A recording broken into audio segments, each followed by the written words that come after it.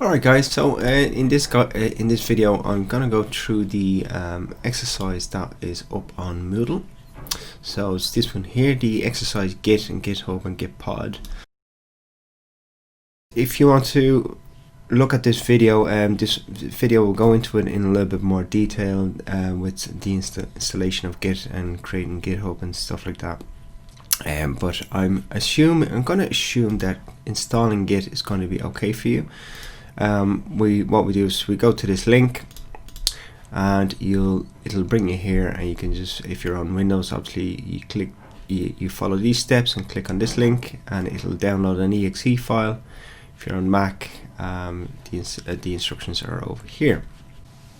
Generally speaking, the Git installation is fairly straightforward. You can check out to see whether or not it is installed by doing git version, and that's the same in Windows. You go to command prompt, you type this in, and you'll see what version you're on. Okay, I can see here 2.20. It's currently at, I think it's actually at 2.29, so you could update it if it's a little bit older. Second thing you need to do is to create a GitHub account. Okay, so Git is the software that will be installed locally on your computer, and then what GitHub is like a place where you can upload your stuff, your projects. Okay, so it's in the cloud. You sign up, and once you've signed up, you can then sign in,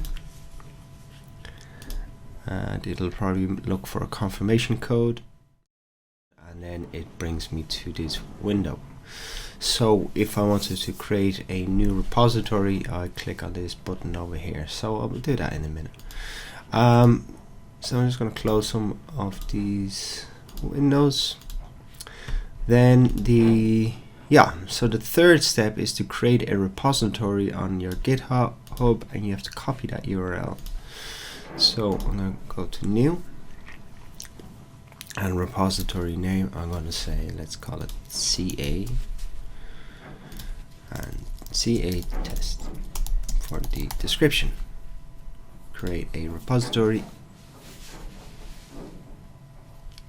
and this is where we're going to upload our code to. Okay, and then you'll see here you have your link to your GitHub. So this is the one that we're going to be looking at. So copy that. Okay, so in Visual Studio Code, we just want to make sure that we have Git enabled. So we go to settings, and we look for Git enabled. Down here, just make sure that this is clicked. Okay, then I go to my source control option. You need to initialize the repository. Okay, so that's enabled. Then I can start making some changes. So let's do the PHP info page.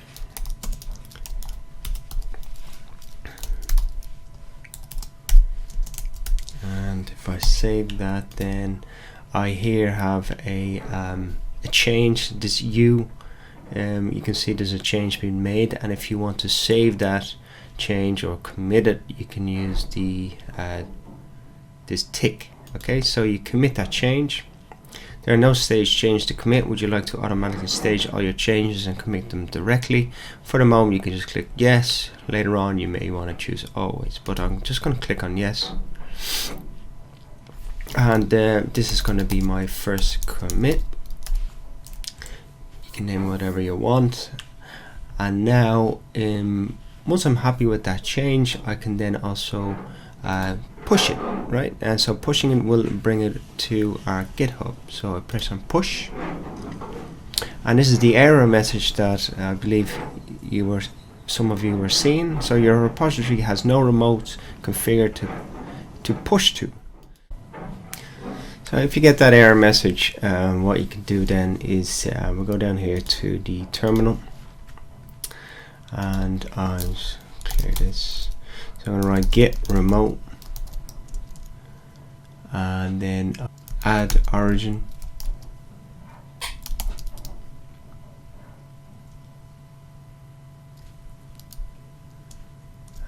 put this link in.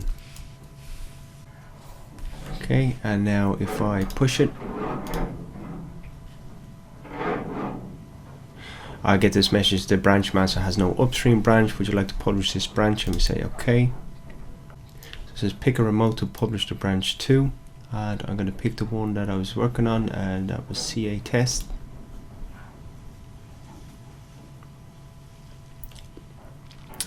And then hopefully you get this message. So would you like to code to periodically run git fetch? And I'll say ask me later on. Okay, so now if I refresh this page here on the left, I now have my index.php. If I click on that, we can see it's just the PHP info. Now then finally, once we have that, we've just pushed and committed some changes. Okay, so now I'm going to actually make one more change, and I'm going to change this to just the hello world. So echo hello world,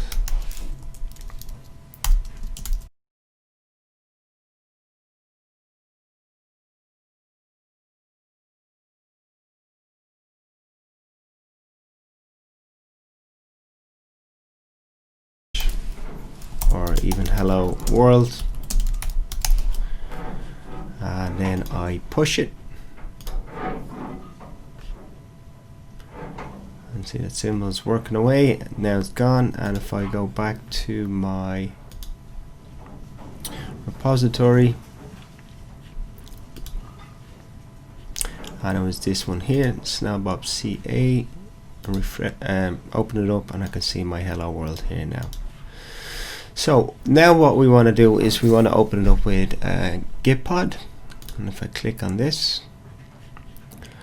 I can log in. So you have to set up your account. So it's just initializing the workspace,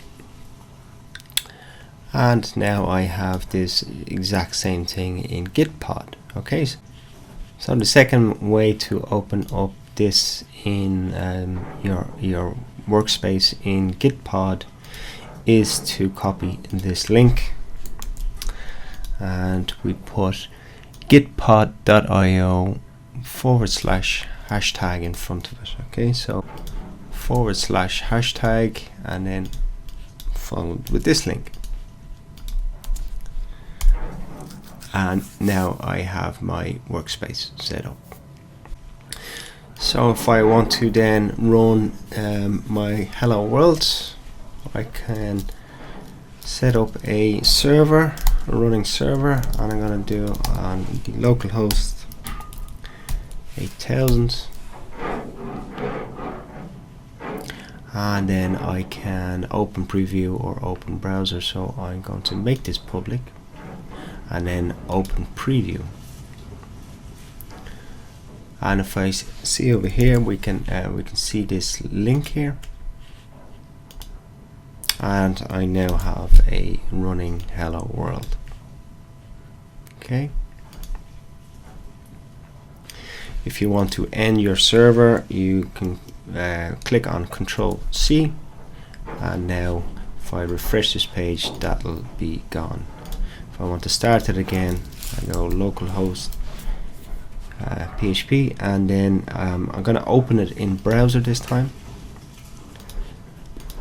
and this link here is the link to my hello world file.